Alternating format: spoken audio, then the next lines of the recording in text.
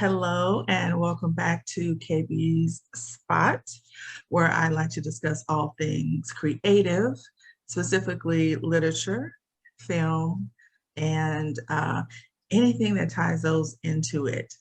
So today I have the pleasure, and I'm going to not butcher your name because I had a discussion with about five other ladies saying, what is his name? And I said Quardeay. Is that right? Perfect. Yeah. I think I won about $20. So yeah. So how are you? And thank you for agreeing to spend a little time with me today. Well, thank you for inviting me. I'm great. I feel blessed.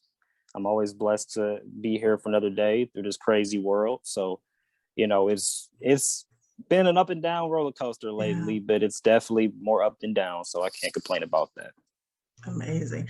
You and your other half always give us so much Black love to look forward to on the you just kind of randomly throw it out there to remind us Black love exists no matter what's going on. And I didn't even know the two of you knew each other. Not that I would know that, but until that point, I was like, oh, these two, well, they might be together. I don't know.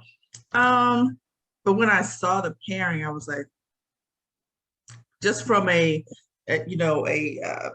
reader's perspective, and then reading your work and hers, and I was like, okay, I can see that two creative powerhouses mixing together. So that is awesome. So thank you for always, sharing, and being transparent with the way you two love on each other.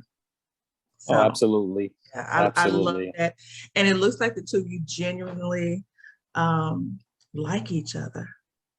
Yeah. It's very strong. It's for me, it's the first time that I've really been this far or deeply in love rather with someone in my career, in this industry. It's a really wild industry as it is already. And then when you find love through it, it's just another example of how great and sometimes how much of a blessing this industry can really be. Yeah. Yeah. And I'll say, and I'm not saying her name because if y'all want to know, go to his page, go follow him and find out. But what I will say, coming on the heels of a whole lot of drama that happened with a publishing house that shall not be named, this was something positive in our community to look forward to. So I appreciate it. So I want to talk about kind of when you realized that literature, literature was something so important to you and that you could use it to express yourself. Well, for me, literature has always been highly important, just from the dynamic of being entertained by it. Going back to my childhood, reading so many different works from so many different authors, from Stephen King, to J.K. Rowling, obviously from her Harry Potter series, to, a lot of these well-renowned Black authors out here, Carl Weber and Mary B. Morrison. I've always been so just engaged in the world, but to be a part of it, being one of the contributors to it, it's a different story. And I think it really started for me when I was a teenager. I've always battled with depression. It's no secret, I make it known that I'm still here, I'm still surviving. And I think going into my senior year of high school is when I started to slowly begin writing short stories. And long story short, it really developed further my freshman year of college. I started writing short stories to not only entertain other people, but to keep me doing something, keep my mind from running about things that it shouldn't be running about. And so it was just something to keep me busy, keep me focused on the positives in the world. And it just became a career, and with that same motto of providing some type of positivity, providing some type of entertainment, something people can engage in, something to get my name out there too. So I fell in love with it. I fell in love with this industry. I fell in love with the idea of being a writer full-fledged, because before it was just a hobby, you know, and I said, I can do this. I can do this professionally. I can do this as a career. I could be that next Stephen King, or I could be that next Eric Jerome Dickey, or whoever, I can follow in their footsteps in my own way. So that's kind of how everything developed for me. That's amazing. I think, and that resonates with me because I have someone in my life who struggles with depression. And I tell people it's not something that you can fix. It's not just going to go away. it's a daily struggle. Yeah. And that person also found writing through that. And he does more poetry, although he says he's a rapper. I'm just going to leave that over there. But he too found writing as a way to battle depression and keep him kind of grounded. And I always say some of the most talented people are those of us who are the most, I don't want to say damaged, but have the most, we'll say, creative flaws within us. And I think you can tell those people who give to their craft and throw their emotions into it too. I think some of those I think it's a very positive way to battle depression and any kind of emotional turmoil that we're going through, and write it out, because you may be an introvert. Like, I'm an introvert and people wouldn't get that. But for me, talking to somebody about my issues is not necessarily the go-to thing for me. But if I can write it out, like I've ghostwritten a couple of books, nobody knows to this day, like family, nobody, right?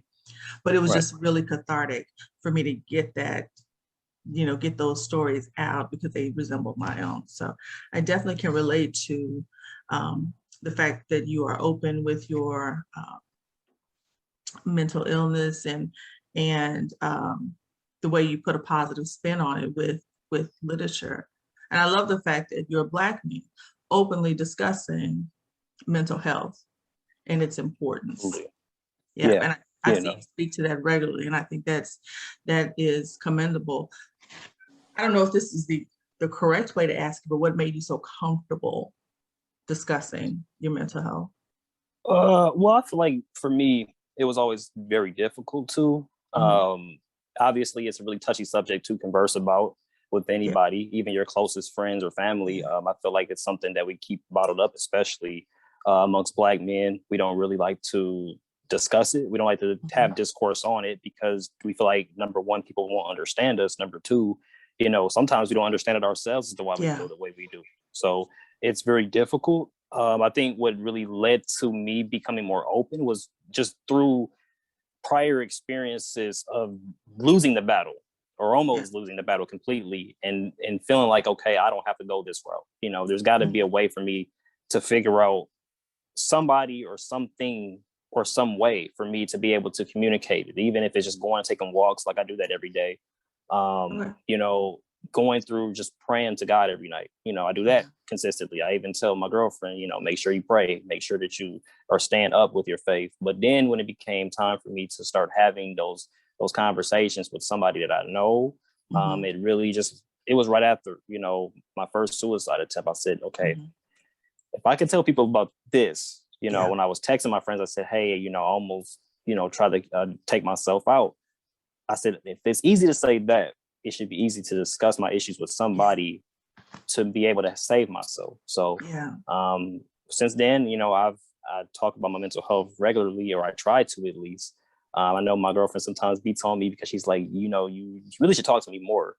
And it's not anything that she's done or it's not a fault of her own. It's just I'm still finding ways to be like, hey, I'm just so down. I'm feeling like I don't want to get out of bed, And I tell my publisher sometimes the same thing, and she understands. And it's really about finding people who understand your problems. It's more so than it is just talking to people, because we can talk, but it's who's going to understand you. So it's a struggle. Yeah. And I try to commend people. I'm sorry. I try to advocate to other Black men for sure about it, so that they can find ways to save themselves.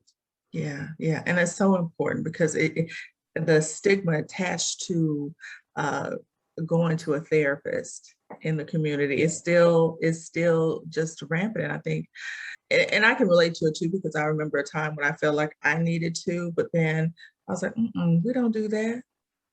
And it's a resetting of the way we think from that old school way of thinking, and kind of just bringing it forward and saying, it doesn't have to remain that way. We can definitely change the direction that we're going in within our community. And mental health is important. Speaking to people as professionals is important. equally as important, I think, is girlfriend nights, hanging with the boys, doing stuff for yourself too to help. So I appreciate you being so transparent and open about it. The first time I saw it, I was like, I love it. And then it made me think, and don't ask me why, but then I thought, I wonder, is this how he's also able, because you're in tune with yourself, but is this also how you're able to write such spicy material that is still entertaining and relatable? And then the people who are flawed, like you can almost always, every book that I've read from you, I can almost always relate to someone on some level. You write such relatable material, but then it's like a little freaky and spicy too, which I appreciate. But do you think that because you have learned to be so in tune with who you are now, does that help you? Yeah, I would absolutely say it helps me. It not only helps me writing from any perspective. Like, I know a lot of people always question, like, you got a ghostwriter, Yeah. because of me being able to write from the woman's perspective. And I you try do to it be as well. perfect. Yeah. Yeah, And and you it's do really it very hard. well. I've always heard from readers, like, a lot of men don't know how to write from our perspective. But it's like, I've been called a woman before. And because they thought, they would say like, oh, girl, you wrote this book or whatever. Yeah. And I'm like, I'm actually a guy. Thank you very much. Yeah. It's because for me, I love to say that with all my books, I like to engage, entertain, and entice, Mm-hmm. And those three elements you'll see a lot of. I entice the readers with whether it's the sexuality portion of the book or it's the like just the romance, or whatever, a particular character being more or less on the side of a book bay or of any of that nature, or it could be just me entertaining, entertaining you on what's going on in the streets, what's going on in the world, what's going on with mental health. And then there's, of course, just engaging, keeping the readers there, keeping the readers entertained with the storyline, just trying to combine all three as this perfect ingredient for this perfect cake in this novelization format. And it's kind of, like that's being in tune is, it's not just from a mental health point with me. It's more so just from what I've seen with, growing up around a lot of women, growing up around a lot of people who've dealt with the same things I've dealt with. I just try to relate, I try to remain relatable through my characters. I'm talking to you through my characters. You know? And it's sometimes I'm like, I always say, a book is good when you feel like, oh, is he watching me? And I said this the other day when I was speaking to another author. I was like, I feel like he was stalking me because so much of what happened to one of the characters in the book, been there, done that. And I'm like, okay, is he stalking me too? God damn it. Okay. But yeah, you do it very well, getting into the female psyche. And even in like intimate moments, how a woman would feel the first time or that first kiss, whatever. And it's just not, it's good. That's all. I'm tongue tied. It's just good. I appreciate that. Are there, like, when you first started in the writing game, when you were thinking about maybe signing with someone or going independent, were there any, I guess I want to say, traps or pitfalls that you wish you could have avoided when you first kind of started out? Ooh, that's a good question. I mean, independent wise, I would say I was my own biggest pitfall. I think I was a little too cocky starting off. Even dealing with my first publisher, you ask her, I was really arrogant to my own talents and thinking I knew everything. I think one of my biggest pitfalls would have been a combination of that plus a combination of not doing further research on how to truly be, or how to fit in the industry. Like when I first started off on my first book, I didn't think about an editor or anything. I just put it out. I just looked up how do you publish a book, and then I followed that format and published it and didn't think twice about it. And then once I became published, there was so much that I didn't know about the industry that I didn't plan. I didn't think about researching before. So everything was new to me. It's like being hit with just a piece of granite or a piece of stone with all this knowledge. And now I'm just having to take it all in versus doing the research beforehand and then being already experienced or already having knowledge to be able to avoid other situations in the industry that I couldn't avoid because it just hit me like a boxing glove, and I couldn't be able to dodge because it was too late. So I think that would be one of my biggest pitfalls, was just being ignorant to my own, intelligence, or growing in intelligence within the industry. So yeah. So is there anything that, since you've been writing, and out of the books that you've published, is there anything that you took out, but you really should have left, you felt like you really should have left it in your book? I would say the only book that I could think of where it still haunts me to this day was one of my favorite books that I've ever written is Little Mama from the Trenches. Anybody who ever asks me that, I always give that answer. It's only 100 pages. And it's only 100 pages because it was intended to be a short story. But there was one particular scene that I wanted to add in that I took out because I felt like it was going to be too traumatizing for the readers. It was going to more or less further into what was already being kind of inferred upon, which was rape, which was one of my main characters being molested as a child. But I was going to go further into detail with a scene in particular. I said, I can't. Like, as I was writing it, I was like, yeah, even for me, this is too much. So if it's too much for me, it's going to be too much for somebody else. But what I really wanted to do was I wanted to further highlight and indicate how this is, what this subject, how much of an avoidance it is for people to talk about. Yeah. And if they do talk about it, they sweep it under the rug, if it's family or friends or whoever, to protect the person that's, committing that crime. And I said, this would be such a deep scene to add in, but it would be a conversation starter, but I don't know if it'd be from the negative or positive. So I said, I'm gonna take it out, but still add some details to what this character went through without really going into detail about it. And I think it worked out for the best that way. It still became one of my best sellers, became one of the most talked about novels. It touched a lot of people. To this day, people still say that book, it wasn't long, it didn't have to be long, but it was deep enough for me to say it's one of my favorites. I have to go back and look and see. I want to say that because I recall that title. And I want to say that's the first book I read by you, I think. I'm gonna have to go back and look. This is a problem with book reviewers. Sometimes some of us, we read so much that it's out of there. Once I post a review or something, it's out of there. Yeah. Which is bad, but like, you just want to keep consuming the next book, the next book, the next book. And then we're a little antsy, and then we're stalking your page saying, okay, bruh, when is part 3 coming out? Because I was on you for this last one, and somebody's posted saying, oh, I need part 3. And I was like, sis, me too. I'm just waiting on him. And then like a few weeks later, then it came out, and it was good too. I love the style of writing. It's just the realism in your writing. And best fiction does have truth in it. Yeah. And I feel like yours have like 75% truth, because I'm like, he's done some of this stuff and he's dealt with some of these people. You can tell. Absolutely. Yeah, you can tell. So it's amazing. How do you deal with books who have triggers in them, that you left those kind of traumatic scenes or gritty scenes in them? Do you post warnings like for your readers on somewhere on your social media? Do you try to put a trigger warning or something in the preface of the books?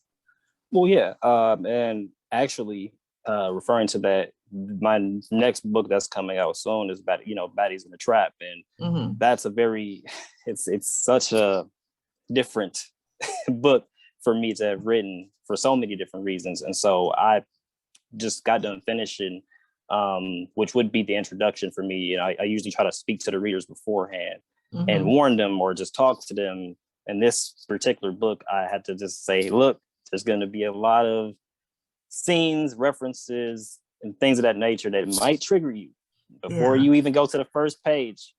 If you don't think this is going to be the type of book you want to read, do not read it, because it's going to be a lot of craziness, and but in terms of leaving out or leaving things in from the past, I have a couple of times left things in, whether it's just referring to a certain disease or some type of illness like cancer or lupus or anything of that nature, just really small stuff like that, or just police brutality. I think my first 3-part series in the industry referred to a lot about police brutality, but I did it from a more like the woman was just psychotic, but she was also Okay. using her position of power to Yeah. get what she wanted. And even that can be triggering because we know how the police can be in terms of like utilizing their power, no matter how they do it. So yeah, I've done that from a perspective of, okay, this character's a villain and this character's not making it to the end.